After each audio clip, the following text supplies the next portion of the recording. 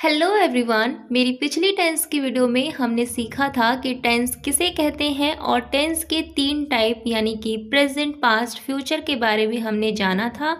और इन तीनों टाइप्स की फर्दर चार सब कैटेगरीज कौन कौन सी होती हैं, क्या क्या होती हैं, ये सब हमने उस वीडियो में कवर कर लिया था।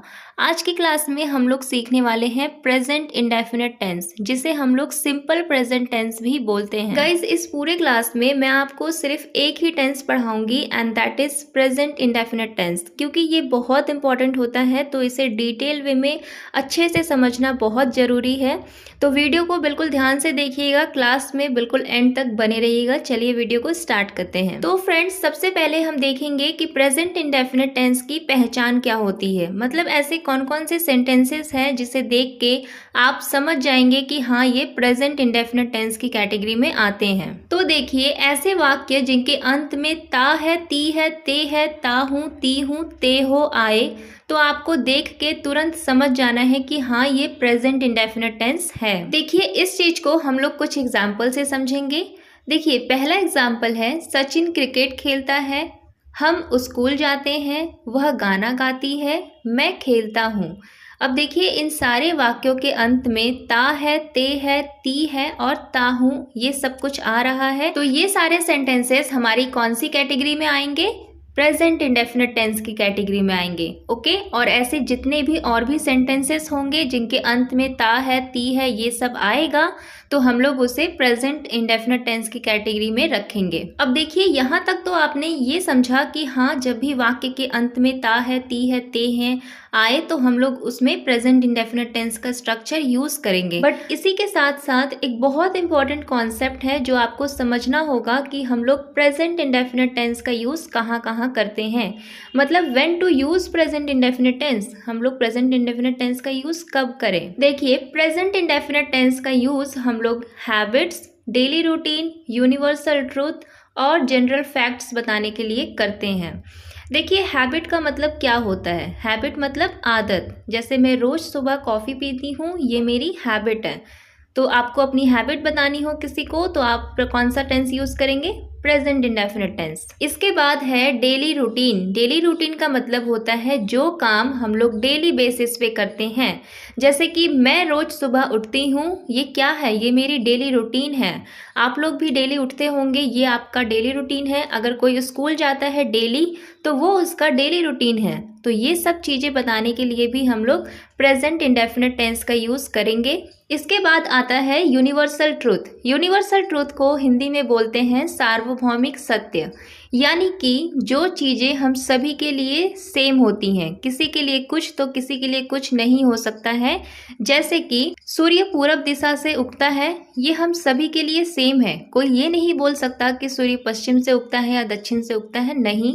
इसके बाद आता है जनरल फैक्ट। जैसे पानी 100 डिग्री सेल्सियस पर उबलता है, तो ये क्या है? ये एक फैक्ट है। तो जितनी भी फैक्ट वाली बातें हो गई, यूनिवर्सल ट्रूथ हो गया, डेली रूटीन हो गई या फिर हैबिट्स हो गई, इन सारी चीज़ों को बताने के लिए हम लोग हमेशा प्रेजेंट इंडेफिनिट टेंस का यूज़ करेंगे। अब आगे हम लोग प्रेजेंट इंडेफिनिट के सेंटेंसेस बनाना सीखेंगे। देखिए, इस वीडियो में हम लोग 4 टाइप के सेंटेंसेस बनाना सीखेंगे। पहला है अफर्मेटिव सेंटेंसेस, दूसरा आता है नेगेटिव सेंटेंसेस, थर्ड है इंट्रोगेटिव एंड फोर्थ है नेगेटिव इंट्रोगेटिव। तो गाइस, सबसे पहले हम लोग देख लेते हैं अफर्मेटिव सेंटेंसेस। देखिए, अफर्मेटिव सेंटेंसेस को हिंदी में बोलते हैं सकारात्मक वाक्य, यानी कि ऐसे वाक्य जिनमें नहीं का प्रयोग नहीं होता है और ना ही इनमें हम लोग क्वेश्चन मार्क का यूज करेंगे। ओके, तो अफर्मेटिव सेंटेंसेस को बनाने का जो रूल होता है, यानी कि जो स्ट्रक्चर होता है, वो ये होता है कि आपको सबसे पहले यूज करना होता है सब्जेक्ट, फिर वर्ब की फर्स्ट फॉर्म के साथ एस या ईएस, उसके बाद आता है ऑब्जेक्ट। देखिए, ये स्ट्रक्चर इतना छोटा है, इतना सिंपल है, लेकिन यहाँ पे सबसे डिफिकल्ट पार्ट यही है कि हम एस या ईएस का यूज कहाँ पे करें और कहाँ पे नहीं करें। देखिए, जब भी आपका सब्जेक्ट ही, शी, इट या सिंगुलर सब्जेक्ट, ब्रैकेट में मैंने क्या लिखा हुआ है?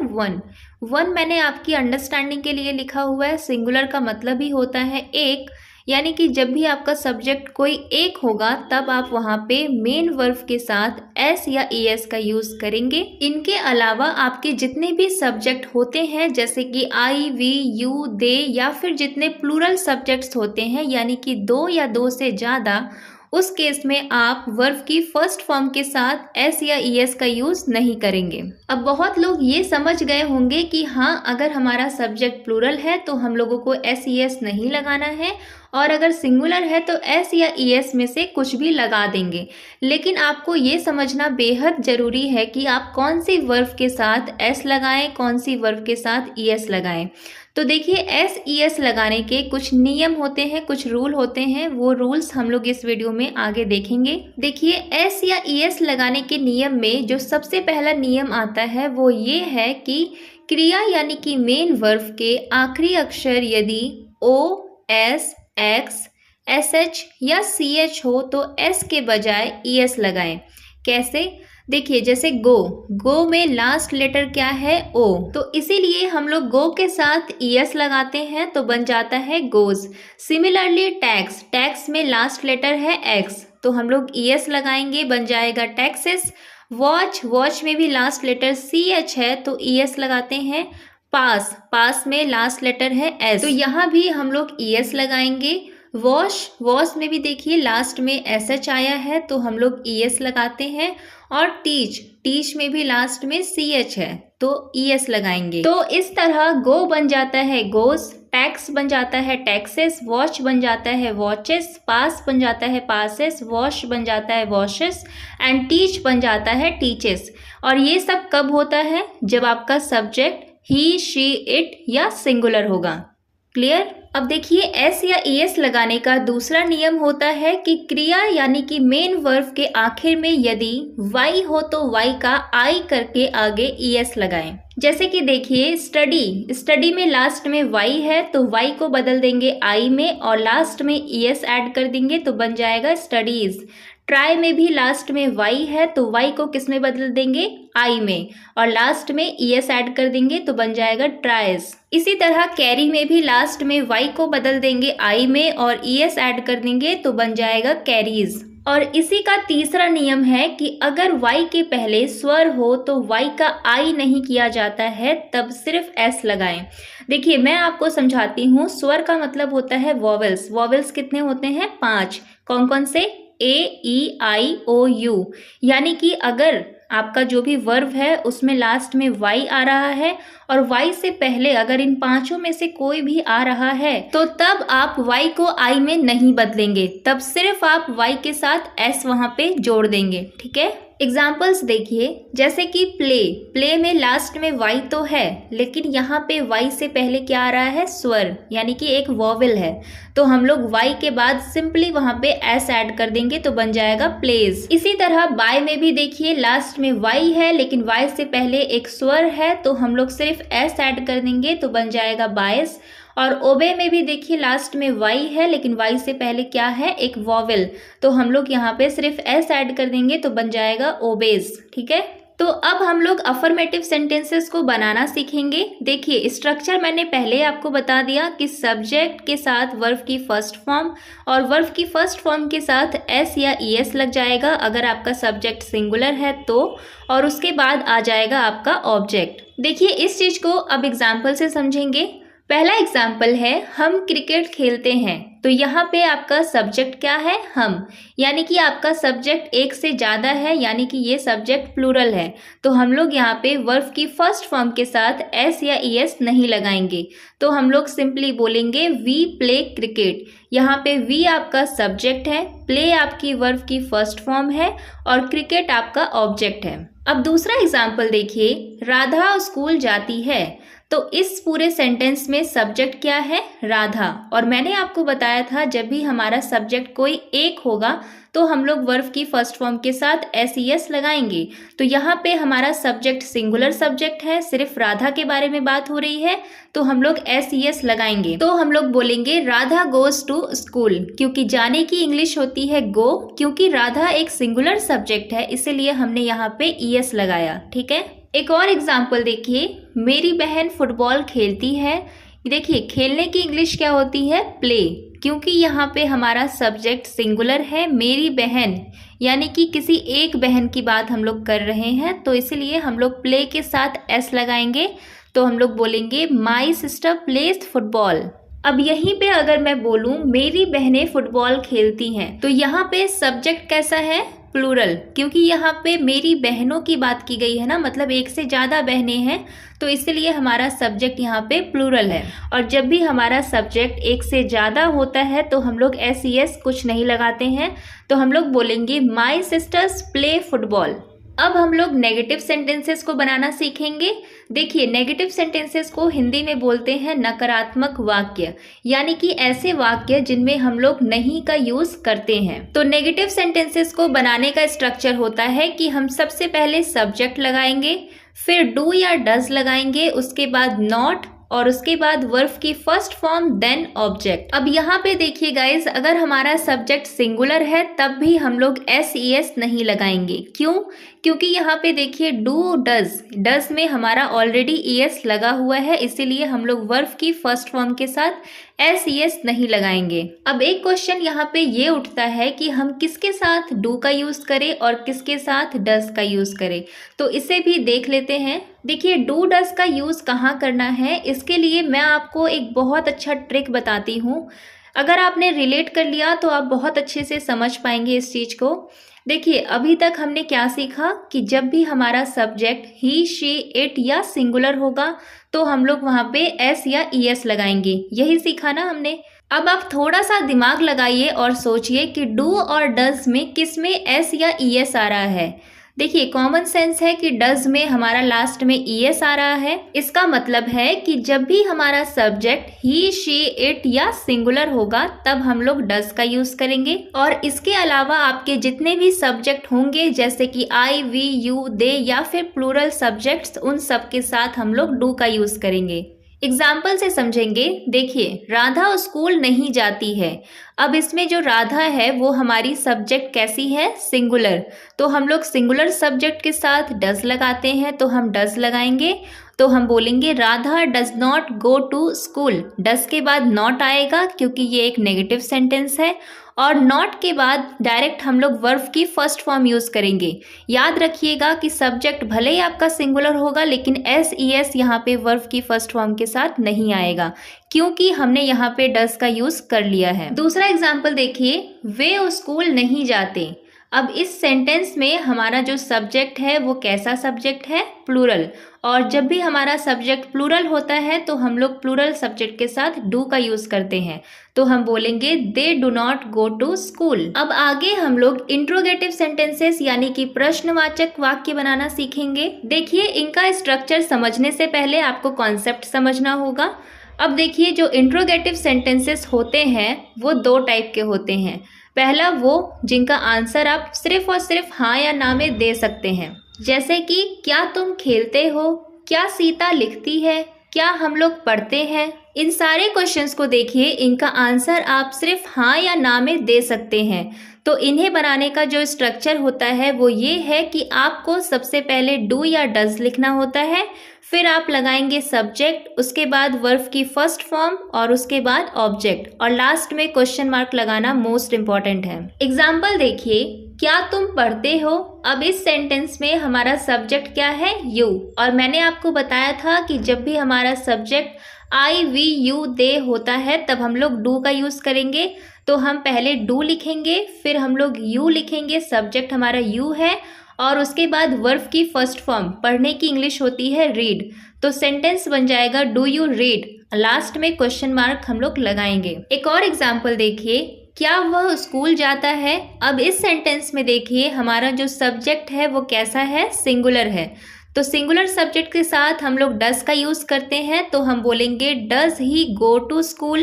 पहले हमने डज लगाया, फिर हमने सब्जेक्ट यानी कि ही लगाया, और फिर वर्ब की फर्स्ट फॉर्म यानी कि गो लगाया, और उसके बाद जो भी है वो हमारा ऑब्जेक्ट है। ये तो हो गई फर्स्ट टाइप। अब दूसरी टाइप होती है WH फैमिली वाली, यानी कि जिसका जवाब आप सिर्फ और सिर्फ हाँ या ना में नहीं दे सकते, आपको पूरा पूरा सेंटेंस बोलना पड़ेगा ही। जैसे राम क्या खेलता है, तुम कहाँ रहते हो।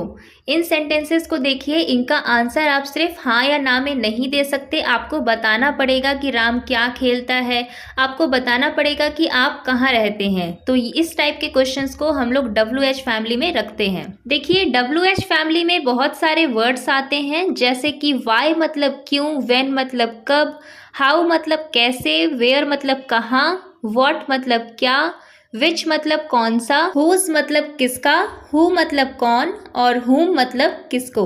तो ये जितने भी वर्ड्स हैं ये सारे WH फैमिली के हैं। अब देखिए WH फैमिली के सेंटेंसेस को बनाने का स्ट्रक्चर क्या होता है। देखिए जो आपने डू डज में स्ट्रक्चर यूज किया उसके ठीक पहले आप वहां पे WH फैमिली को ऐड कर दीजिए। मतलब आपको उस वाले स्ट्रक्चर में कोई छेड़छाड़ नहीं करनी है, आपको बस आगे WH लगा देना है, तो आपका WH फैमिली का क्वेश्चन बन जाएगा। देखिए एग्जाम्पल से समझेंगे।